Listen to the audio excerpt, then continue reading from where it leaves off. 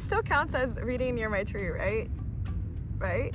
I'm not under it, but I'm near it. I am reading for 24 hours this weekend. It is a long weekend. I want to do it in a healthy way, so I'm just gonna start the timer whenever I read, stop the timer whenever I stop reading, and hope I get to 24 hours. There are planes taking off right by me. This is the price of a public beach in a big city. We're gonna start with Anne of Green Gables, which I am convinced is the falliest fall book. I don't know why I didn't include it in my fall TBR.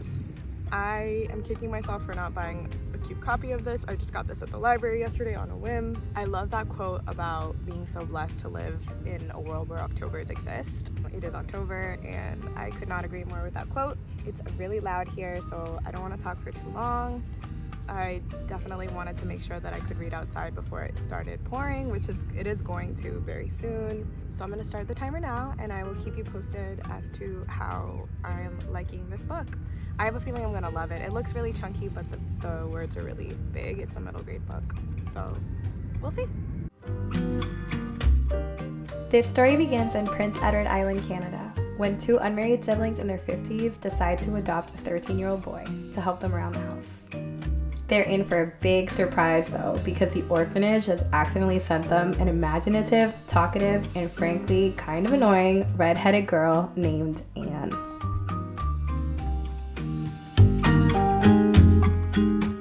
Okay, so we're 22 pages in, and I can already tell that this is going to be a new favorite for me, and I can't wait to actually buy the book. The book is already annotated, so I'm like lightly underlining with pencil. Okay, so I had some mic issues here, but basically I'm gushing about how the book is so sweet and it's gonna make me cry because it's so adorable. She says, "Isn't it splendid to think of all the things there are to find out about? It just makes me feel glad to be alive. It's such an interesting world." This book is just so tender and sweet, and I'm excited to keep reading, and I'm gonna stop talking because it's loud.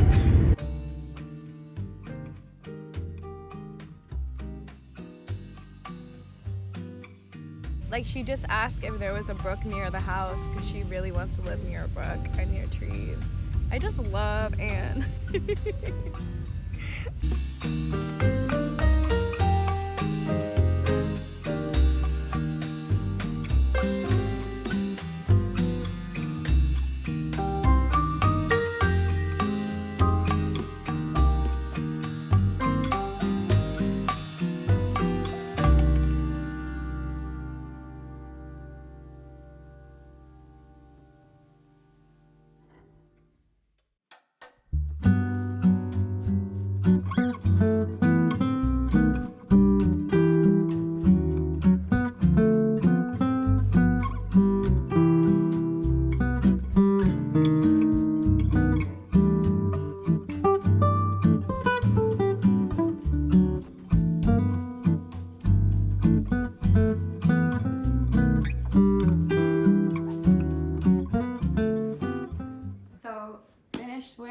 Anne of Green Gables, and it is a new favorite. I loved it so much. We are 5.5 hours in. I'm a little embarrassed it took me that long. The book is like 400, almost 450 pages, but the print is really big, as I said. I adored this so much. There's so much about friendship and family, and everything is just so sweet, and I was like so touched at the beginning. I feel like the older I get, the more I am prone to crying over happy things.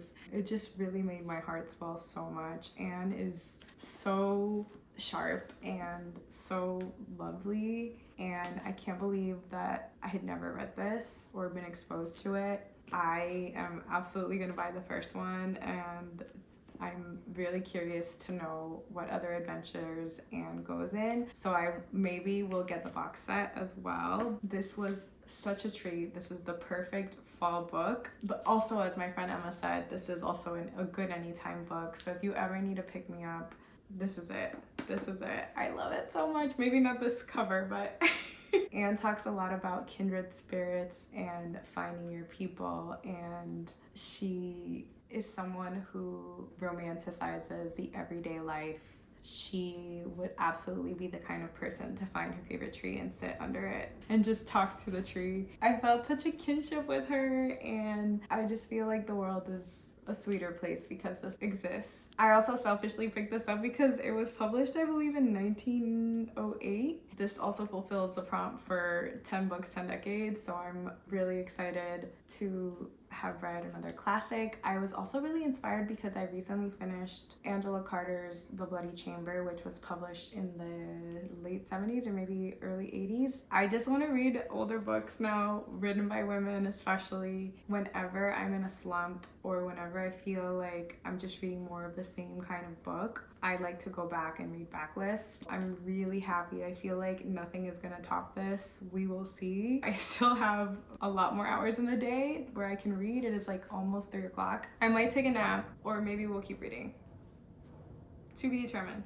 Hi, the lighting here for reading is not the best sometimes. I have to figure something out with this room, but I figured a change of scenery would be nice. I am starting and finishing My Favorite Thing is Monsters right now because I'm gonna be doing a lot of moving around and leaving the house tomorrow and Monday, and I can't carry this jumbo thing around and I want to lend it to a friend because it's so big. I talked about this one in my fall TBR and I'm really excited. It's also in my 23 books for 2023. I'm also drinking a Polar seltzer, and before Olipop there was Polar, and this is my beverage of choice.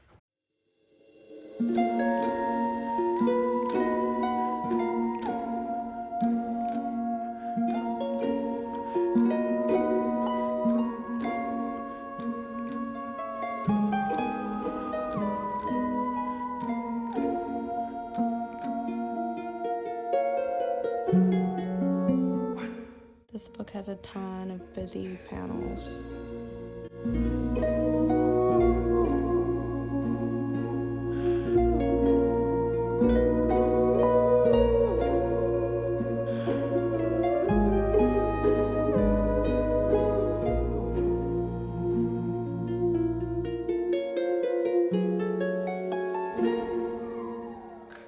I finished My Favorite Thing is Monsters, and I have a lot of mixed feelings and I don't have the brain capacity to explain it, so I'll explain it tomorrow. I'm really gonna try to start Strong Female Character by Fern Brady. It's a memoir about a woman with autism or an autistic woman. It's nice and short, so I can probably finish it quickly, and it's one that I've been anticipating for a while. And I believe we are 7 hours in. Good night. It's really early, but I go to bed early, so I'll probably see you early in the morning.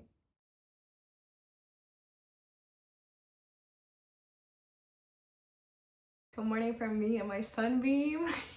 I want to say it's like 9 o'clock in the morning. Me and Taz and Kat are gonna go celebrate Kat's birthday. We're gonna have brunch, and then after that we're going thrifting, so I'm excited to take you along. I'm worried about reading for the challenge, but again, we're trying to be healthy. I feel like you're a little crooked.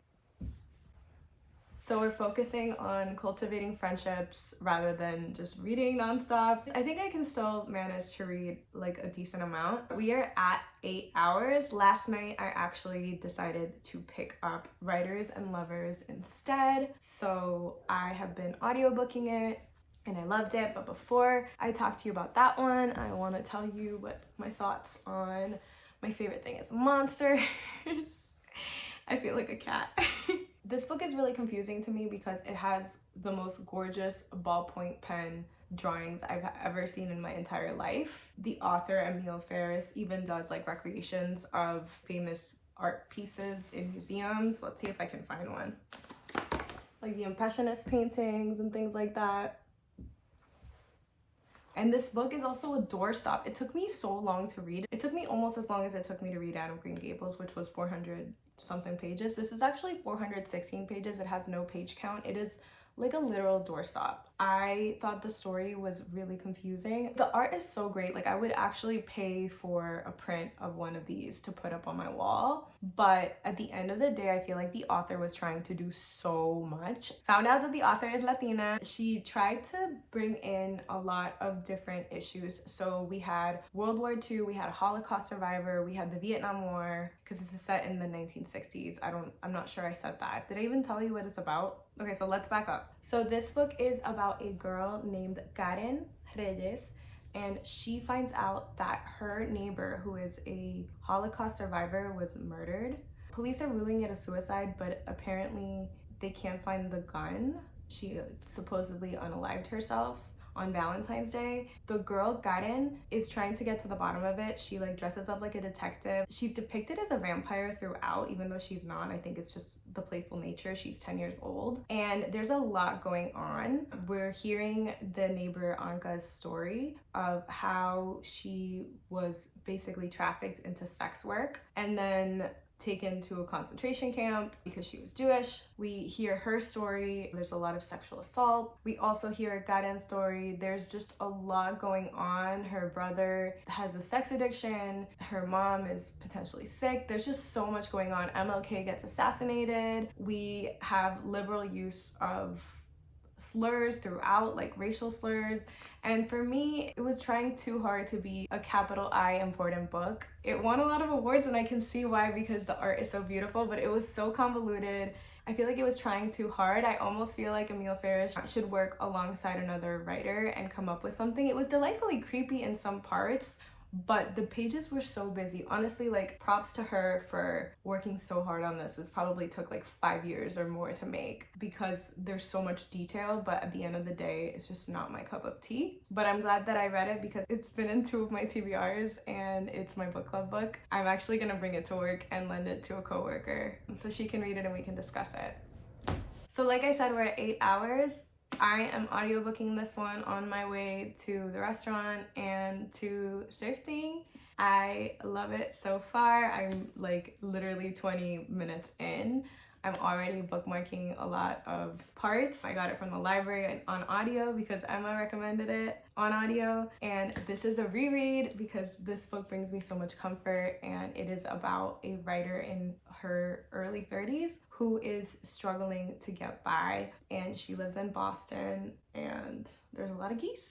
So some of the things that I've noticed so far that I didn't notice in the first read, because I feel like when I read it the first time, I was just reading it for the vibes and I was just enjoying it, is this whole idea of what it takes to be an artist and a creative, and how, you know, even on page 2, her landlord is kind of making fun of her, saying like, oh, I find it extraordinary that you think you have something to say. And she really thinks about that. She basically says to herself, you know, I don't write because I have something to say. I write because if I don't, everything feels even worse. There's a lot of commentary on how artists are not taken seriously or valued by society. And because we live in a capitalistic society, they are forced to work jobs that don't pay them. It's really hard to make a living as an artist, and how she has been losing so many friends to different careers. Like, one of her friends who was a writer became a realtor. A lot of them have had families, and so losing your spark and being unable to fulfill your dreams and being unable to practice your craft, because first and foremost, you need to survive. You need to be able to pay the rent. You need to be able to pay your loans. And then also like coping with the death of her mom. So I'm really excited. I'm really glad that I'm going to audiobook this. I may or may not bring the book. I haven't decided yet because Taz and I are swapping books. I'm bringing her this one that I read on a whim. I read and bought on a whim, You Again. I despise this book and the characters in it, but it's very fallish. It's a When Harry Met Sally retelling, and she's bringing me, hopefully, if she remembers, Olivia Atwater's Half a Soul, because I want to read something soothing. So I think what I'm gonna do with this challenge is read a soothing book, read a disturbing book, read a soothing book, read a disturbing book, and hopefully we'll be good. I'm wearing these cuties today. I just got these. I went crazy buying Lucy and Yak stuff on the internet during a work meeting, and I'm really excited to wear it all. These are like a little bit, I bought them a size too big, but these are overalls. They're really fun, and I love this color. I also got them in light green. I feel like I've reached a point in my life where I gave up on trying to look sexy and just embraced comfort and cuteness, and so that's what I'm aiming for. So yeah, I hope to read for 8 hours today, so I'm excited for you to tag along. We're going thrifting. We did a book swap. We did. I loaned her Half a Soul. Yes, I'm really excited for it. I would show it, but I'm holding the selfie stick. The selfie stick. It's Kat's birthday! Yay! Tomorrow, but we're celebrating today. Wait, I thought it was yesterday. No, it's not an early birthday. Thank you.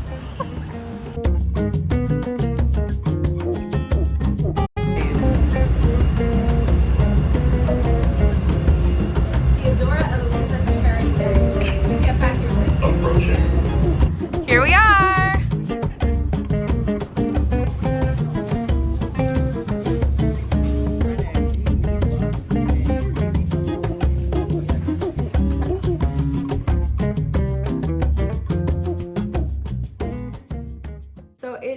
8:51 Sunday night. I am 14 hours into this challenge. I just made some tea. I'm gonna try to read a little bit more tonight, but I will probably check in about Writers and Lovers, which I'm 10 minutes away from finishing. I'll check in about that tomorrow. I still love it. Yeah, hopefully we can finish this challenge tomorrow, and hopefully I will read for a few more hours tonight. My kitchen is kind of a mess, but this is how I make iced coffee.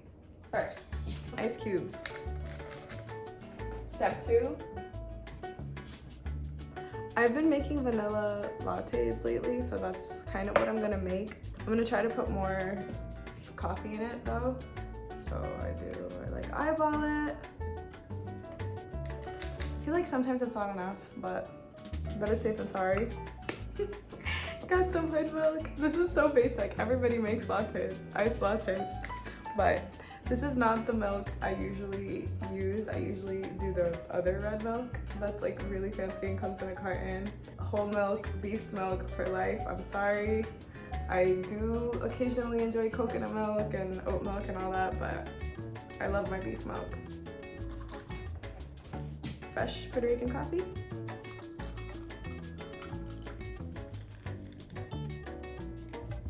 So yeah, swirly swirl, swirly swirl. Delicious. Okay, so updates. I'm 14 hours and 20 minutes into the challenge. Like I said, this is gonna be a healthy challenge. I might finish it tomorrow, and that's okay. It is Monday, Happy Indigenous Peoples Day. I really loved this one so much. I think I'm gonna reread it again next year and actually underline quotes. I bookmarked them on Libby, but they go away because it's an audiobook.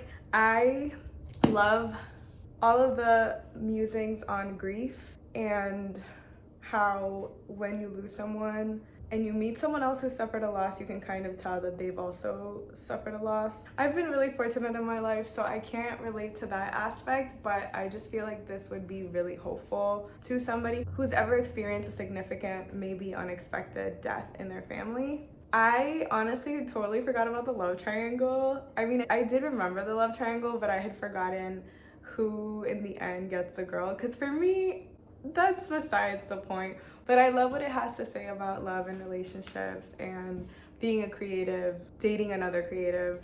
I also totally forgot about what it says about the restaurant industry and like misogyny in that space. Most of all, I just liked reading it and knowing that it's set in Boston, and I love how it starts with the geese and ends with the geese. This book is great for anyone who's just trying to find themselves, and it was just really heartwarming. I feel for Casey, and I'm so happy that the conclusion was as it was. I don't want to give anything away. Yeah, I feel like I want to read more Lily King, but I feel like it can't get as good as this. Oh, one other thing is that this might have been one of the first like literary books that I read that wasn't translated, and I just thought that it was like the perfect amount of pretentious. So I still saw that like there is a certain air of like, oh, I'm a writer and let me tell you what I think about Thoreau or Edith Wharton, but it's still like accessible and it's not intimidating.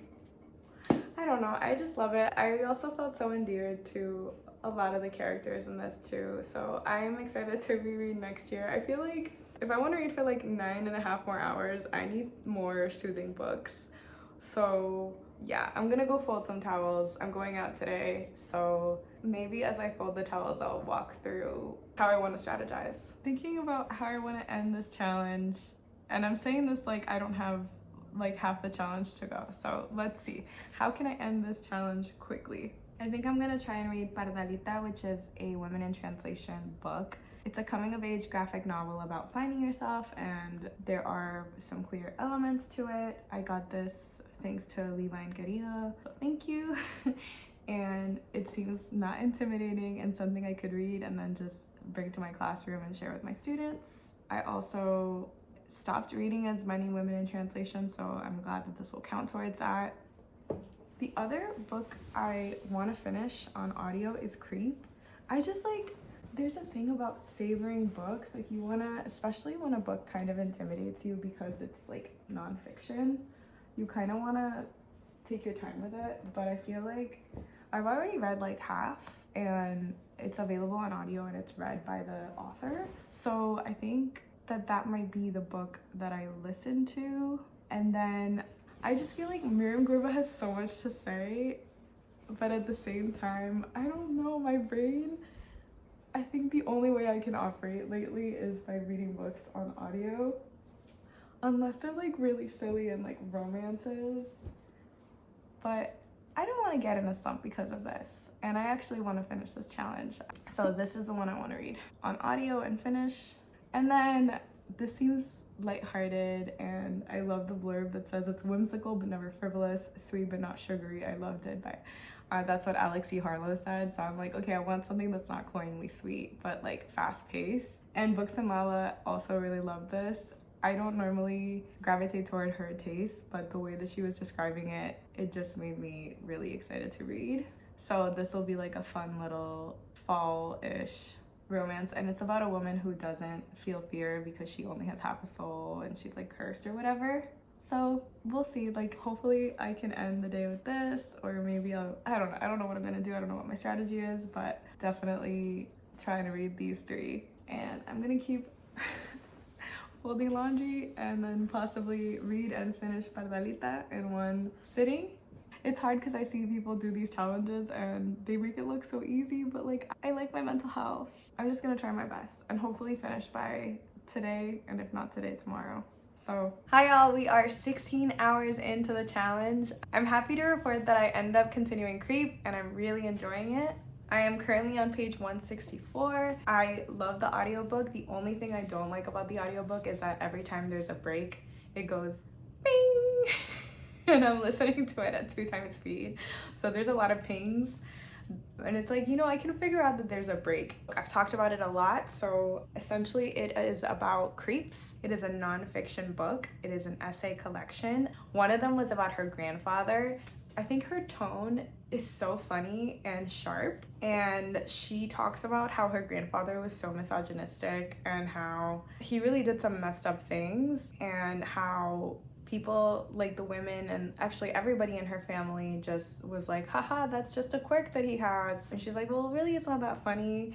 It's more nuanced than that, but she, at the end of that essay, she goes on and says, how does it feel to be reborn as a girl, to have a girl carry on your legacy? You wanted people to speak your name, now they will, thanks to me. So things like that. It makes it sound on the nose. It's definitely more nuanced than that, but I just love how she's able to talk about popular culture and her family and Mexico and the United States and indigenous people in a way that is accessible, but also funny, but also fresh. I just listened to her Joan Didion essay in its entirety, and I thought it was brilliant. I am not a Joan Didion girly, but I did buy The Year of Magical Thinking, so I will be reading that with a grain of salt. She talks about how Joan Didion is so dismissive of Mexican people, and how she even named her daughter after like a popular vacation location in Mexico. I feel like my brain isn't big enough to talk about this book, but I am really enjoying it. I feel like nothing I say can do this justice, but suffice it to say that I really like it. And the essay I'm reading right now is about sluts and reclaiming the word slut, just her upbringing, and she has so much to say about misogyny and racism and intersectionality. And I feel like I'm on my second latte. Where's my latte? I'm on my second latte, so I feel like I should have more energy.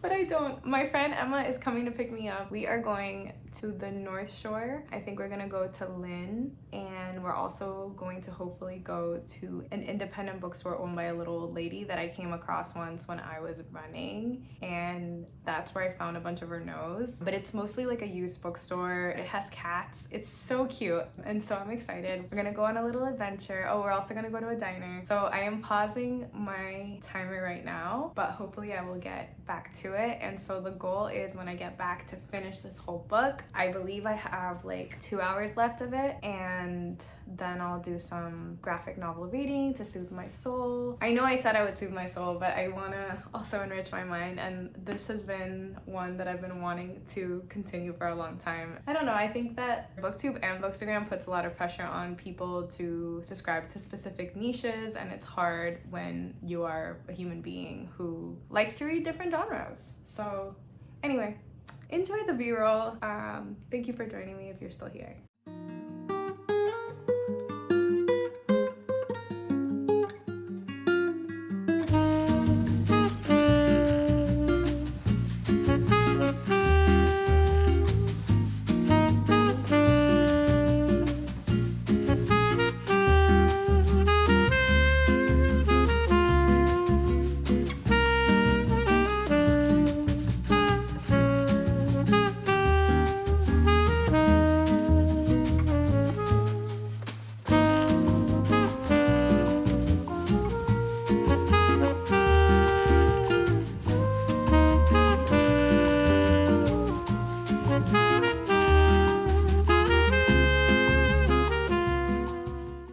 Back, and I'm at a pathetic 16 hours and 20 minutes, and it is like 6 o'clock, so we'll see how this is gonna end. I do want to share the books that I bought. So I haven't been to Barnes & Noble in forever because there isn't one in Boston, so we went to Linfield, and I got this really cute Anne of Green Gables. I'm excited to transfer over my sticky tabs and my underlines to this book from the library book. They also have at least 3 more in the series, so I'll just order those. This was a reasonable $7.99, so I think it should be fine. I bought that, and then as I was leaving, I saw this gorgeous floppy version of Little Women. This is gonna be a winter read for me. I don't know why I'm into classics all of a sudden, but I'm into classics written by women. I just feel like this would be really heartwarming to read. Maybe I'll start December 1st and I'll read it before bed every night a little bit. Then we went to Simon's bookstore in Winthrop, and there I purchased Annie John by Jamaica Kincaid. I've been looking for this everywhere. This was just $10. I really want to read through Jamaica Kincaid's entire catalog, and I recently got My Brother, which is nonfiction, and this is fiction. I feel like it's similar to Lucy in that it is a coming of age story, except it is set in Antigua. And who doesn't love coming of age stories? Well, I do. I love them. And then last but not least, this was kind of a whim. You could see it's a used book. You could see that this was on someone's nightstand. I guess you can't really see it on camera, but you could see they used it as a coaster for a while. And it is Local Girls by Alice Hoffman. I recently watched Practical Magic because it's spooky season, and I didn't love it, but I like the vibes, and I like the outfits, and I like the house and the witchiness of it. So this is by the author of Practical Magic. It's called Local Girls, and the first line's won me over, and it's one thing I've learned is that strange things do happen. They happen all the time. Today, for instance, my best friend Jill's cat spoke, and I was like, oh, a talking cat, sure, why not? And it's not that long. It's like under 200 pages, so I think this would be a nice book to bring with me to the bath or to just read before bed, and then probably put in a little free library because I don't know if it's gonna be a favorite, but it's still fun to buy things and to support local bookstores. I am screwed. I think what I'm gonna do, I have stuff to do for work, but I think what I'm going to do is I'm going to spend the rest of the night reading. I'm going to listen to an audiobook and do some chores, and then I'm going to read other books, and hopefully I'll just have to read for a couple of hours tomorrow, and I'll just wake up early and go to work really early and get all of my work done in the morning. I feel really silly because this has gone on for a while, but I really do think that I'm reading a lot. I am enjoying the books I'm reading for the most part. Okay, so you're propped up on my bathroom, and I'm just doing a face mask as part of my self-care. Cash is begging for his dinner. I messed up. It actually is not. It wasn't 6 o'clock when I talked to you, it was 5. And I want to say I'm like 17 and a half hours into this challenge. I can safely say that I will not be finishing tonight because I go to bed at 9:30 on weeknights. But I can say that I'm really enjoying Creep. And maybe enjoying is the wrong word, but I really like her perspective as a survivor of domestic abuse and sexual assault, and how she uses humor. And it's the cat again. And I really like Myriam Gurba. I have like an hour left on the audiobook, so I think what I'm gonna do is I'm gonna transition over to Half a Heart, which is a romance novel, I think. I think it's like a romance novel set in the olden days. I don't know what you call those. I feel like it's at the tip of my tongue, but I can't remember. So yeah, so I'm gonna read that because I feel like it's a great before bed read. And then tomorrow during my commute, I will continue reading Creep. And I'll finish it, probably. And then hopefully I won't have too much to go. Look who joined us. Reluctantly. He's dying for his dinner. Baby.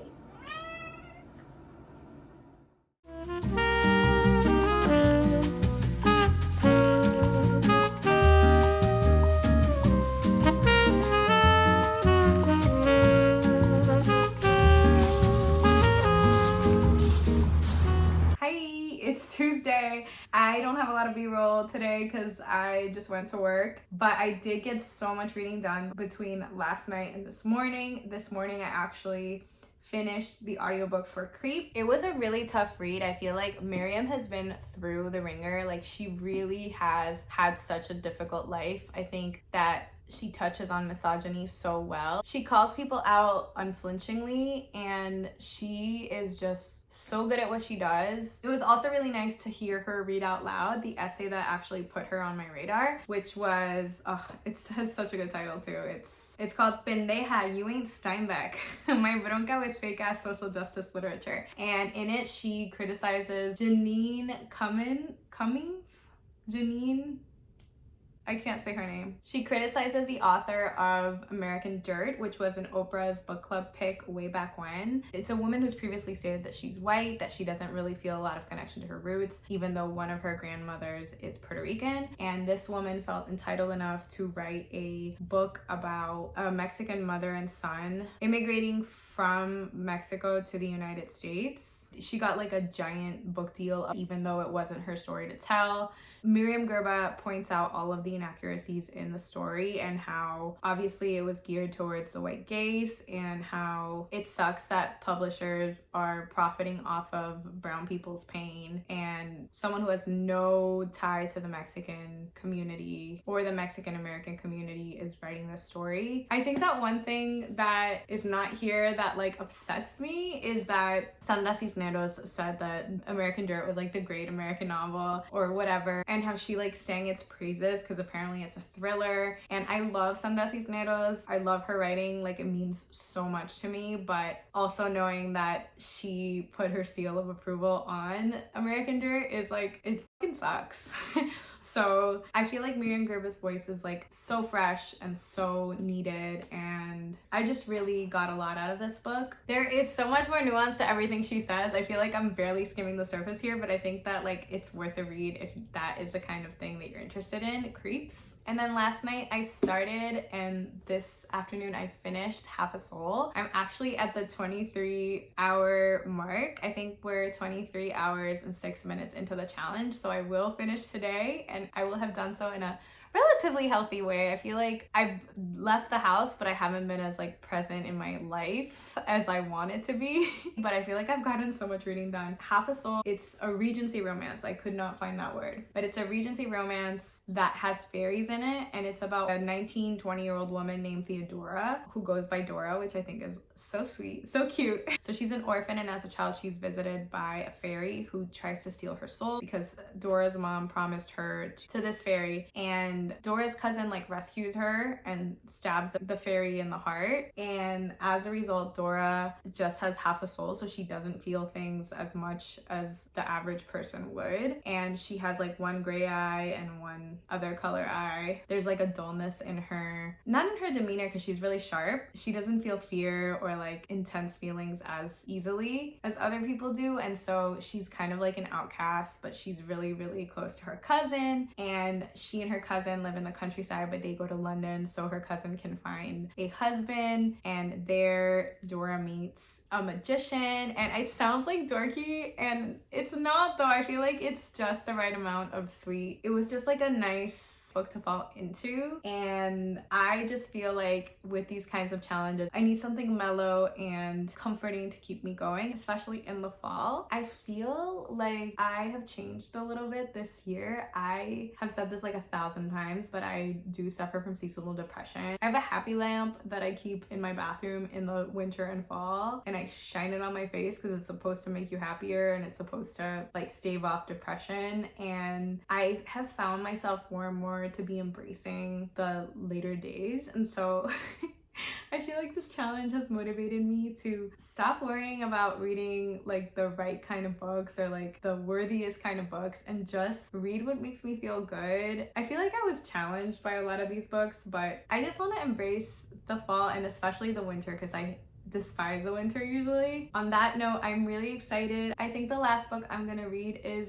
Junior High by Tegan and Sara. I'm so excited for this one, and this is my book club pick for next month. But I just want a pick-me-up. This is illustrated by Tilly Walden, and she's like one of my faves as well. And I just think this is gonna be a heartwarming book to end on. I don't know if it's gonna take me 54 minutes to read it, but I would feel happy if I ended on this. Tegan and Sara, I kind of have like a love-hate relationship for Tegan and Sara because I wrote an undergrad thesis in college, and all I listened to while writing my thesis was one of Tegan and Sara's albums. And so now anytime I listen to Tegan and Sara, I feel really stressed out because it brings me back to that moment.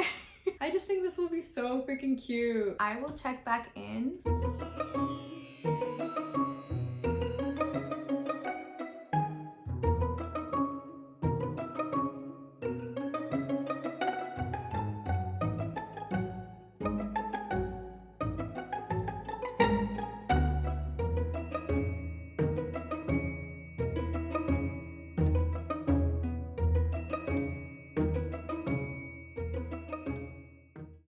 Hi, it's present day me. If I sound a little weird, it's because I'm sick. I've been sick for a while now. It's been like a month since I recorded the last clip for the vlog. I have since traveled. Things in the world have been really awful, especially the genocide happening right now in Palestine. I strongly urge everybody to contact your Congress people to demand a ceasefire. It's awful that taxpayers' money is being used right now to fund those atrocities. So I strongly urge everybody to download the 5 Calls app. It is a really easy way to contact your Congress people. It's like legitimately the least we can do in order to stop what's happening right now. So Junior High follows Canadian sisters Tegan and Sara. They are queer and they are in middle school. This is illustrated by the one and only Tilly Walden. This book is super adorable. I cannot recommend it enough if you need a little pick-me-up or something like that. I feel like that's a theme in this vlog. What I found that was interesting about this book is that it is autobiographical, but it's also fictional in the sense that it's set in the present day. I was really confused when Tegan and Sara were like texting each other and DMing each other and like going on Instagram, and I was like, what's going on? And so yeah, it's a fictionalized autobiography or a fictionalized memoir. It's really sweet. It's just a coming of age tale. I don't feel like I can say much about it other than I showed you a few panels, and it's just really sweet. It's about sisterhood, made me want to hug my sister, and it had me like looking up their first song.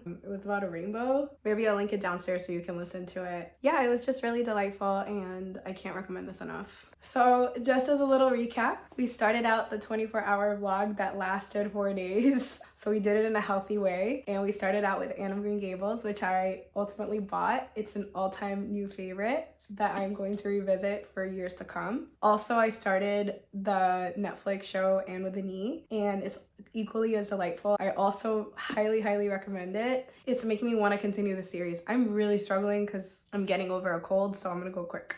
After that, we read My Favorite Thing is Monsters, which I have since loaned out to a friend. Beautiful illustrations. The story was too convoluted for my taste. After that, I audiobooked a favorite, Writers and Lovers, and it did not disappoint.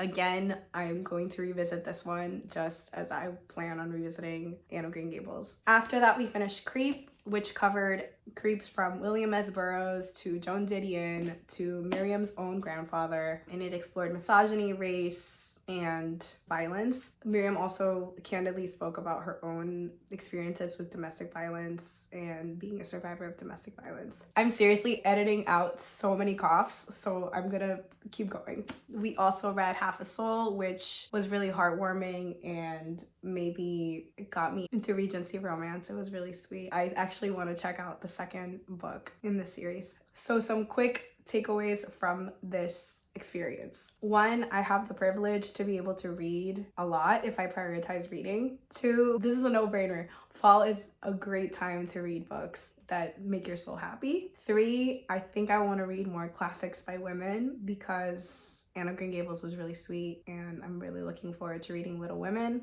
4, reading challenges are fun and I want to do this again. Let me know if you're interested in reading any of the books I just read or if you have any recommendations for me. I would love to chat downstairs. I hope you're having a great end of the fall and I will see you in my next video. Bye.